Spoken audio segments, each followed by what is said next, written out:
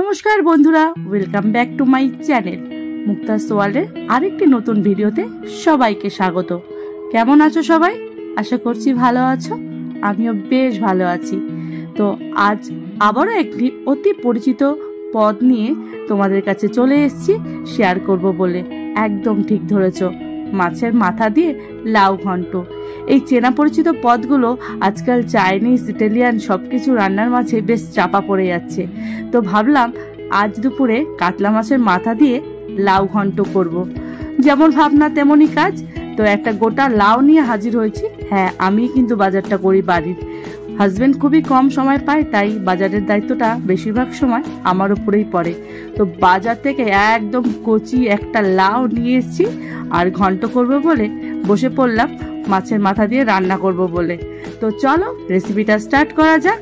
তো দেখতেই পাচ্ছ, লাউ নিয়ে আমি হাত বটি নিয়ে একবারে যুদ্ধ শুরু করে দিয়েছি। ঘন্টের মতো করে কুচি কুচি করে কেটে নেব লাউ ঘন্ট করার জন্য। আর কিভাবে রান্না করছি আমি পুরোটাই শেয়ার করব এই ব্লগের মাধ্যমে। তো অ্যাড স্কিপ না করে বন্ধুদেরকে রিকোয়েস্ট করব পুরো ব্লগটা দেখো। খুব ছোট্ট একটা ব্লগ, খুব ভালো লাগবে।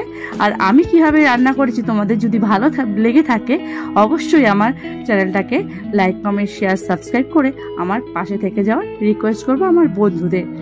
আর যারা নতুন বন্ধু এসছো তারা প্লিজ চ্যানেলটাকে অবশ্যই সাবস্ক্রাইব করে আমার পাশে থেকে যেও। তো দেখতেই পাচ্ছ, কথা বলতে বলতে একদম ঝিরিঝিরি করে আমি কেটে নিয়েছি লাউগুলোকে। তোমরা তোমাদের মনের মতো করে কাটতে পারো। আমি ঘন্ট করার জন্য ঠিক এভাবেই কাটি, একদম ঝিরিঝিরি করে। আর এখানে একটা বড় সাইজের কাতলা মাছের মাথা ফুলকো বাদ দিয়ে ভালো করে ধুয়ে নিয়েছি। আর এখানে মাছের মাথার মধ্যে নুন হলুদ মাখিয়ে নিয়েছি ভাজবো বলে। এখানে কড়াইতে গরম তেল দিয়ে দিয়েছি। দিয়ে তেলটা যখনই গরম হয়েছে মাছের মাথাগুলোকে খুব ভালো করে ভেজে নেব।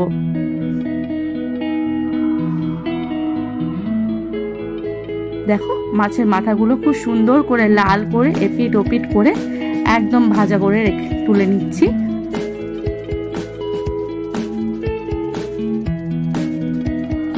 মাছের মাথাগুলো ভাজা হয়ে গেছে।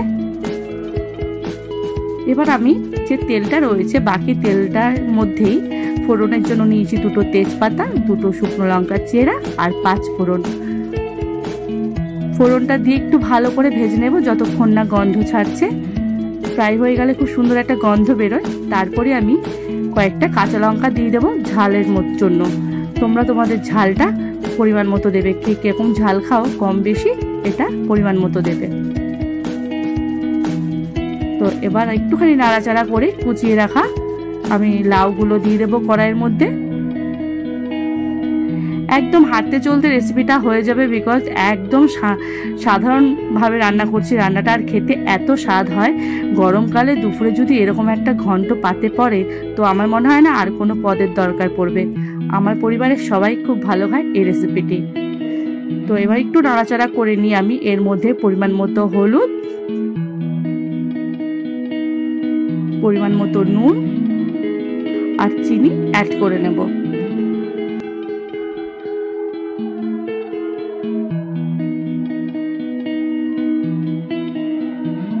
এখানে আমি একটা গোটা লাউ, তাই আমি 1.5 চামচ মতো চিনি আর 1.5 চামচ মতো নুন অ্যাড করলাম। এবার ভালো করে মিশিয়ে নিয়ে হাই ফ্লেমে আমি রান্না করব।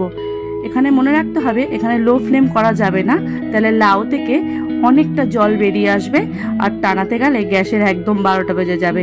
তাই লাউটাকে পুরো হাই ফ্লেমে করতে হবে, জল যাতে না বেরোয়। দেখো, লাউটা পুরো সেদ্ধ হয়েছে আর জল কতটা কম বেরিয়েছে দেখেছো? লাউ এগুলো জল বেরোবে, কিন্তু কম ফ্লেমে যদি দিতাম আরো জল বেরিয়ে যেত। এবার আমি মাছের মাথাগুলো এর মধ্যে অ্যাড করে নেব।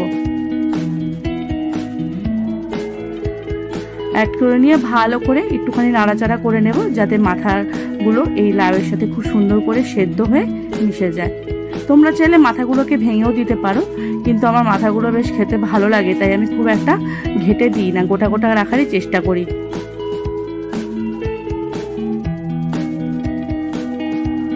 এই অবস্থায় আমি 5 থেকে 7 মিনিট লাউটাকে ভালো করে সেদ্ধ করে নেব মাথার সাথে। দেখো মাথাগুলো খুব সুন্দর করে সেদ্ধ হয়ে গেছে, এবার জলটাও প্রায় টেনে এসছে।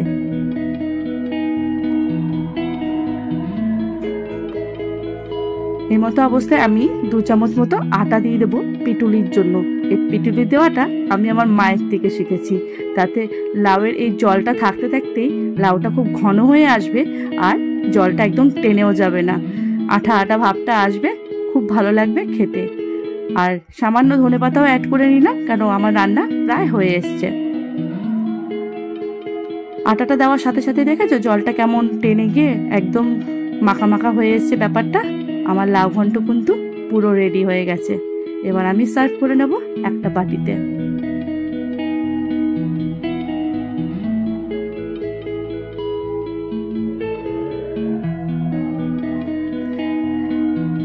তো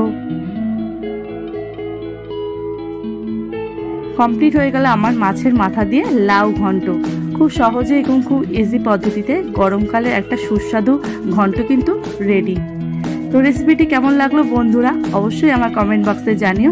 আর ভালো লাগলে লাইক, কমেন্ট, শেয়ার, সাবস্ক্রাইব করে আমার চ্যানেলটিকে সাবস্ক্রাইব করে দিও।